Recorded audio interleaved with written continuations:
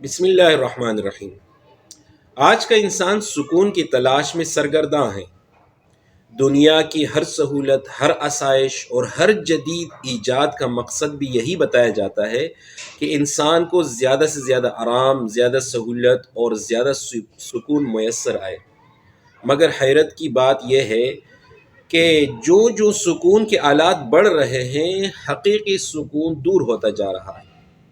یہ ایک تلخ حقیقت ہے کہ سکون کے ذرائع اور حقیقی سکون دونوں ایک دوسرے سے الگ چیزیں ہیں۔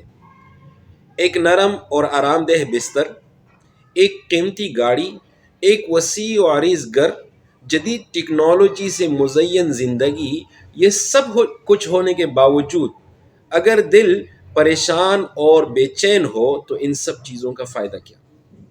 سوال ہے کہ کیا سکون خریدنا ممکن ہے؟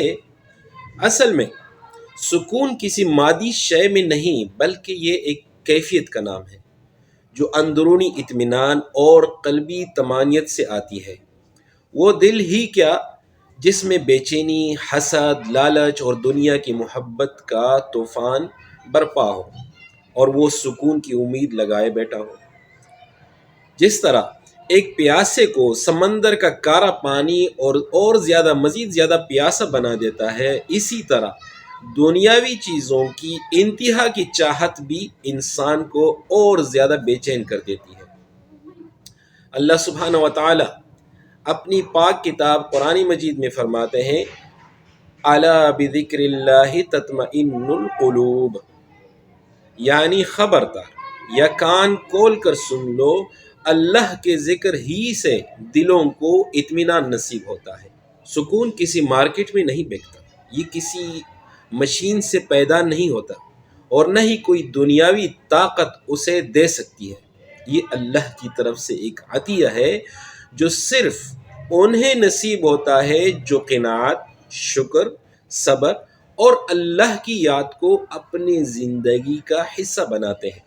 ہمیں چاہیے کہ ہم سہولیات زندگی کو زندگی کا ذریعہ سمجھیں، مگر انہیں زندگی کا مقصد نہ بنائیں۔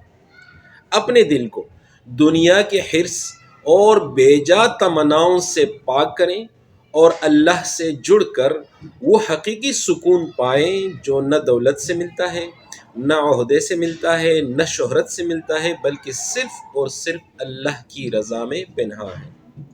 السلام علیکم ورحمۃ اللہ۔